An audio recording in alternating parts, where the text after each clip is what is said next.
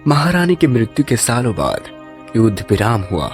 अमन और शांति के उद्देश्य से तमाम सल्तनतों के लिए एक केंद्र की स्थापना की गई, महादेशम, जहां से जंग के बजाय एक खूंखार खेल के माध्यम से योद्धा चुना जाता था। और वो खूंखार खेल था कालकुंडा, जहां हर योद्धा को अपनी जान की बाजी लगाकर विजेता बनना होता था, और वही होता था महायोद्धा। अब अलग अलग वंश के लोग महादेशम के महाराज के लिए कीमती वस्तुएं भेंट करते हैं।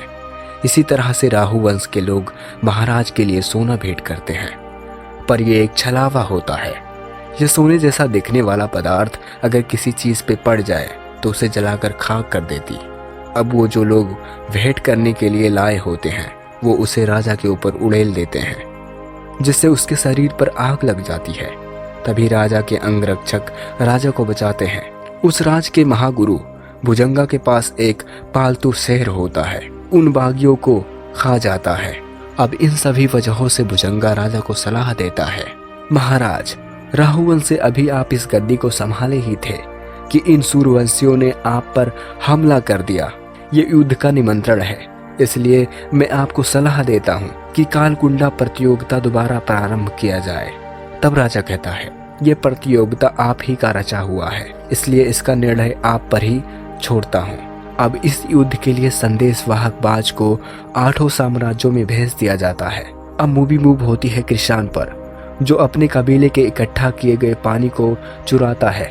तभी कबीले वालों को पता चल जाता है, तब वो सब उसे पकड़कर उल्टा लटका देते हैं। अब इसी बीच संदेश वाहक बाज खबर लेकर आ जाता है कि कालकुंडा प्रतियोगिता दोबारा होने वाला है, इसलिए हर कबीले से 3 योद्धाओं को राजधानी महादेशम कालकुंडा प्रतियोगिता में जाना होगा।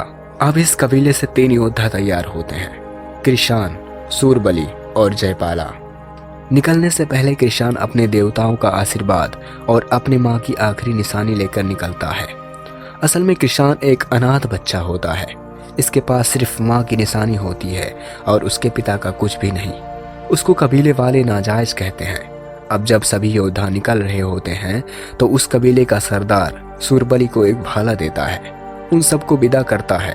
अब वो चलते चलते एक रेगिस्तान में पहुंचते हैं, जहां बहुत खतरनाक जीव जंतु होते हैं। तभी रेगिस्तान को चीर कर एक भयानक बिच्छू निकलता है, जो जयपाला को खत्म कर देता है। फिर सूरबली और कृषाण को मारने की कोशिश करता है, पर सूरबली अपने भाले से उसका डंक तोड़ देता है और बिच्छू भाग जाता है। फिर वो आगे बढ़ते हैं, तभी वहां एक लड़की मिलती है जिसका पीछा कबीले के कुछ लोग कर रहे होते हैं। तभी तूफान आ जाता है और वो लड़की तूफान की आड़ में भाग निकलती है। अब तूफान थमता है और वो महादेशम की तरफ रवाना होते हैं। महादेशम में बहुत सारे गुलामों को कैद करके रखा जाता है और जो बगावत करते हैं उन्हें सूली पर चढ़ा दिया जाता है। वहां पर पहुंचकर कृषाण और सूरबली दावत कर रहे होते हैं। तभी वो लड़की भी आ जाती है जिसका पीछा कबीले वाले कर रहे होते हैं। तभी वहां भुजंगा आता है और वो सभी योद्धाओं को प्रतियोगिता के नियम बताता है कि जो भी योद्धा इस प्रतियोगिता में शामिल हुआ उसके वापस जाने के सारे रास्ते बंद। जो बिना अनुमति के वापस निकलेगा वो अपराधी माना जाएगा। तो योद्धाओं परसों दोपहर रण आंगन में मिलते हैं। अब भुजंगा को देखकर सूरबली के सीने में बदले की आग जलने लगती है, लेकिन कृषाण उसे रोकता है और उससे पूछता है, तुम भुजंगा से इतना नफरत क्यों करते हो? तब सूरबली बताता है, मैं हूँ सूरवंश का सूरबली, ये भाला मेरी माँ का है। बात उस समय की है जब हम सूरवंश के सेनापति के अगुवाई में राहुवंश से जंग लड़ रहे थे। सेनापति चंद्रभद्रा मेरे बड़े भाई जैसे थे। तब मैं 16 साल का था। हमारी सेना ने राहुवंश की सेना को तहस नहस कर दिया था। वो भागने लगे, पर युद्ध के अंत में हमारी सेना से सिर्फ मैं बच पाया, और ये सब हुआ हमारे महामंत्री भुजंगा के गद्दारी से, इसलिए हम हार गए। अब मूवी मूव होती है तो हम देखते हैं महादेशम में 2 गुलामों को आपस में लड़ाया जाता है और जो गुलाम बचेगा उसका बोली लगाया जाएगा। अब उन दोनों में मौत की लड़ाई होती है, जिनमें एक मारी जाती है, फिर जो बचती है उसकी बोली लगाई जाती है, जिसका नाम रुद्रिका होता है। तभी सूरबली गलती से अपना हाथ उठा देता है, जिससे उसे रुद्रिका को खरीदना पड़ता है। अब आपको तो पता ही होगा कि कृषाण और शूरबली के साथ एक योद्धा और उनके कबीले से आता है जिसका नाम जयपाला होता है, जो रास्ते में मारा जाता है। और इस प्रतियोगिता में योद्धाओं के जोड़े में 3 योद्धाओं का होना अनिवार्य होता है, इसलिए उन्हें तीसरे साथी की तलाश होती है। तभी वहां वो लड़की आ जाती है जो अपना नाम छुटकी बताती है और कहती है, मुझे अपने साथ रख लो। शूरबली तो मना कर देता है, पर कृषाण उसके साथ रहने को राजी हो जाता है और उसे अपनी मुंहबोली बहन बना लेता है। अब रात होती है तो सारे पहरेदारों के साथ लोग भी सो रहे होते हैं। तभी उस अंधेरे में रुद्रिका शूरबली पर हमला कर देती है, पर शूरबली उसका प्रहार अपने भाले से रोकता है और पूछता है, तुम मुझे मारना क्यों चाहती हो? तब रुद्रिका कहती है, ये वही भाला है जिससे मेरे पिता की हत्या कर दी गई थी आज से 10 साल पहले, जब तुम सूरवंशियों ने मेरे पिता की हत्या कर दी थी। आखिरकार आज वो भाले वाला मुझे मिल ही गया। तभी शूरबली उसे मारने चलता है, पर अपने भाले को रोक लेता है और कहता है, पहले मैं भुजंगा को मार लूं, फिर तुम मुझसे अपना बदला ले सकती हो। और वो वहां से चला जाता है। अब वो तारीख भी आ जाता है जिसका सबको इंतजार होता है। इस रण आंगन में आने के लिए सभी योद्धा तैयार होते हैं। इस प्रतियोगिता के नियम होते हैं। पहले चरण में सिर्फ 3 ही राज चुने जाएंगे। जो पहले दौर में महागुरु भुजंगा के पास पहुंचेगा वही दूसरे द्वार में प्रवेश करेगा। तीनों योद्धाओं को एक जंजीर में बांध दिया जाता है। सभी योद्धा तैयार होते हैं और रण आंगन में छलांग लगा देते हैं। सभी एक दूसरे को मारते ढकेलते आगे बढ़ते हैं। यह रणांगन इतना खतरनाक होता है कि सभी योद्धाओं को जंजीरों पर चलकर जाना होता है उपस्थिति मंच पर, जिसके नीचे मौत की कीलें लगी होती हैं। जो योद्धा नीचे गिरता है उसकी मौत निश्चित होती है। ऊपर से लोहे के गोले भी छोड़ दिए जाते हैं। पर इन सब से बचते बचाते पहला स्थान होंग कबीले की जाबाज लड़कियां प्राप्त करती हैं। इसी तरह से बड़ी मशक्कतों से दूसरा स्थान शूरबली के दल यानी करवाल कबीले ने प्राप्त किया होता है। अब बारी आती है तीसरे कबीले का, जो बड़ी ही संघर्षों से प्राप्त करते हैं, फलकान कबीले के योद्धा। इस स्थान को प्राप्त करने की कोशिश में एक योद्धा की पैर काटनी पड़ती है। अब हारे हुए योद्धाओं को महादेशम के चिन्ह से दाग लिया जाता है और जीते हुए दलों को पुरस्कार दिया जाता है, जो भुजंगा देता है।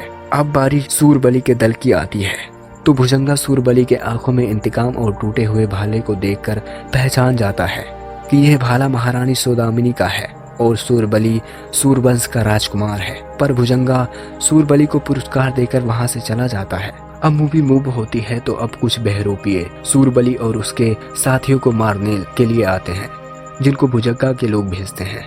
पर वो दरिंदे शूरबली को मारने में असफल होते हैं। अब प्रतियोगिता का दूसरा दौर आता है, जिसमें ड्रैगन के अंडे को छीन कर लाना होता है। जो कबीला ड्रैगन के अंडे को पहले लाएगा वही प्रतियोगिता के तीसरे और आखिरी दौर में पहुंचेगा। अब सभी योद्धा ड्रैगन का अंडा लाने के लिए निकल पड़ते हैं। सभी योद्धा ड्रैगन की गुफा के पास पहुंच जाते हैं। तब शूरबली अपने साथियों को उस ड्रैगन के बारे में बताता है। ये है ड्रैगन किंग, हमारे सूरवंश के युद्ध के लिए पाला हुआ ड्रैगन था, खतरनाक और खून का प्यासा। इसके मस्तक पर सैनिकों की तरह नुकीले पत्थर वाला एक मुकुट है जो उसे और वहशी बनाता है। युद्ध के बाद उसे यहाँ कैद कर दिया गया। अब वो सभी उस गुफा के अंदर जाते हैं, जहाँ पर ड्रैगन के साथ साथ खतरनाक और जहरीले पौधे होते हैं। तभी छुटकी एक खूबसूरत फूल को तोड़ने की कोशिश करती है, पर शूरबली उसे हटा देता है।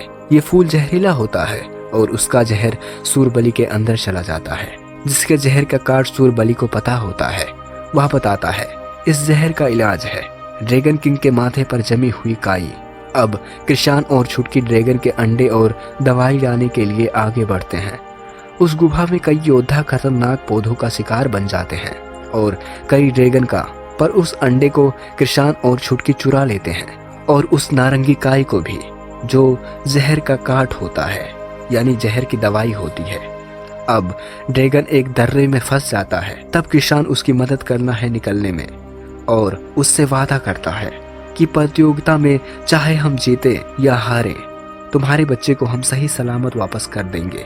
अब वो अंडा लेकर राजधानी महादेशम की ओर चलता है और वो राजधानी महादेशम में पहुंच जाते हैं। तो इस तरह से करवाल कबीले के तीनों योद्धा आखिरी दौर में पहुंच जाते हैं।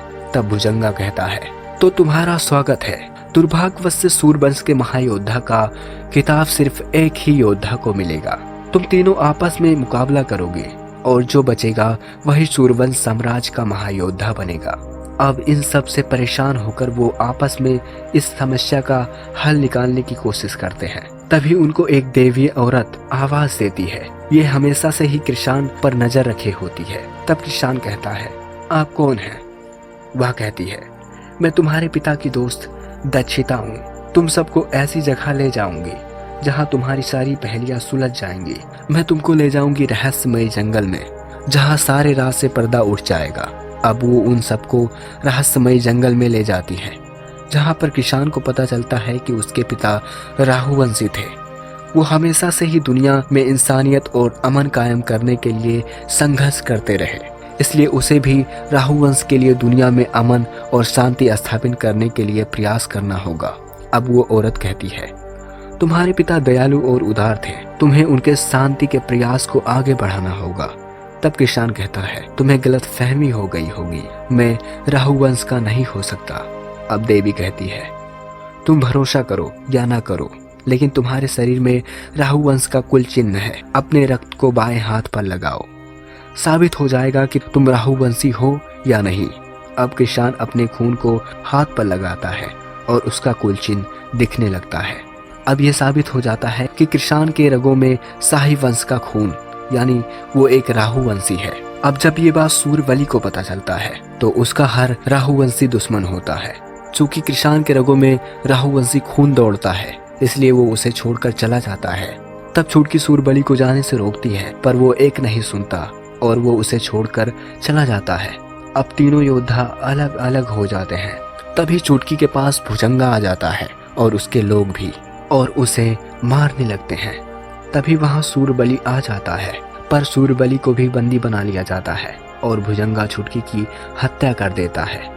इसके बाद किसान भी छुटकी को ढूंढते ढूंढते आ जाता है, जिसकी लाश उसके सामने पड़ी होती है। अब किसान उसके लाश को दफनाकर इंतकाम की आग लेकर महादेशम की तरफ रवाना होता है। किसान राजधानी महादेशम पहुंचता है, जहां पर सूरबली को मृत्युदंड की सजा दी जा रही होती है। तब तक किसान वहां पहुंच जाता है और वो राजा से अपील करता है कि महाराज, मैं अपने वफादारी के इनाम के तौर पर आपसे कुछ मांगना चाहता हूँ। वर्षों से मेरा कबीला महादेशम परिषद के लिए वफादार रहा है। हमने सोचा भी नहीं था कि ऐसा गद्दार हमारे बीच है। मुझे इस गद्दार से लड़ने का एक मौका दें। मैं इसे अपने हाथों से मारना चाहूँगा, ताकि आपके प्रति अपने कबीले की वफादारी साबित कर सकूं। अब राजा उसकी बातों से सहमत होता है और उसे लड़ने का हुक्म देता है। तब शूरबली और किसान लड़ने लगते हैं। तभी भुजंगा अपने लोगों से कहकर उपद्रव मचवा देता है, जिससे वहां बैठी भीड़ तितर बितर होने लगती है। तब भुजंगा राजा की रक्षा करने के लिए उसे एक कमरे में बंद कर देता है, पर यह एक सोची समझी भुजंगा की चाल होती है। इधर भुजंगा का शेर सूरबली को मारने की कोशिश करता है, पर यह दरिंदा रुद्रिका और सूरबली के हाथों मारा जाता है। पर इसमें रुद्रिका भी घायल हो जाती है, जिससे उसकी मृत्यु हो जाती है। इधर भुजंगा किले की दीवार पर तेल गिरा देता है, जिससे सारे किले में आग लग जाती है, जिस वजह से सभी मरने लगते हैं। पर सूरबली अपनी बहादुरी से राजा को बचा लेता है और कपटी भुजंगा वहां से भाग रहा होता है, पर वो भी सूरबली के कहर से बच नहीं पाता और सूरबली उसको मौत के घाट उतार देता है। तो इस तरह से जाबाज छुटकी को वीरांगना की उपाधि देकर उसकी स्मारक बना दी गई। इस घटनाक्रम के बाद सूरबली को महायोद्धा का खिताब दिया गया और किसान भी शांति और अमन कायम करने के लिए अपनी मंजिल की राह पर निकल पड़ा।